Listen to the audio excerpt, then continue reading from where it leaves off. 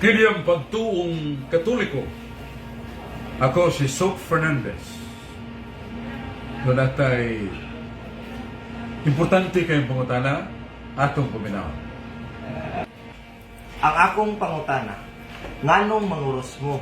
Ang gilansang sa krus tinunglo, naa sa Galacia Kapitulo 3, versikulo 13. Busa, gidumtan sa Diyos ang krus. Nganong manguros mo? Timaan sa yawa ang krus. Salamat kayo, Jesus, sa imong maing pangutana. Ang tanan nga maduhig sa krus ni Kristo mabalaan.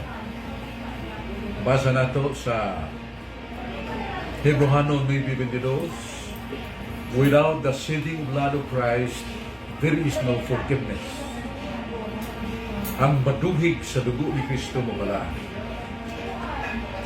Si San Pablo mingon nga wa na ko'y laing gihimaya pa gawas sa krus ni Kristo na akong ida sa akong lawas. Galacia 6:14.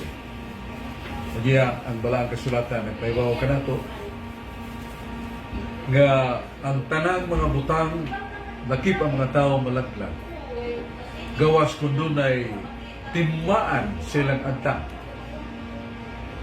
patik sa ilang agtang, patik sa Diyos. Nawasa na sa balaang kasulatan, pinadayag 9:4. O galing patik ba ang ngalan samahan sa anak o ang Espiritu Santo. Mabasa sa Biblia na sa pinadayag 14, versikulo 1, Efeso, Kapitulo 1, versikulo 13. O niya na ipatik sa agtang ang krus. Mabasa sa Ezekiel 9:4 ngadto sa 7. Kadtong way patik sa krus pagasilutan. May nigugma kong igsuon painungdanon ang sign of the cross. Alang sa nangawala ang krus binuang, pero alang kanatong ginaluwas ang krus gahom sa Dios.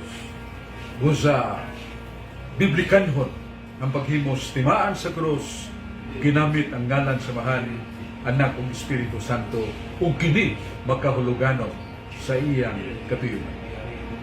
Salamat.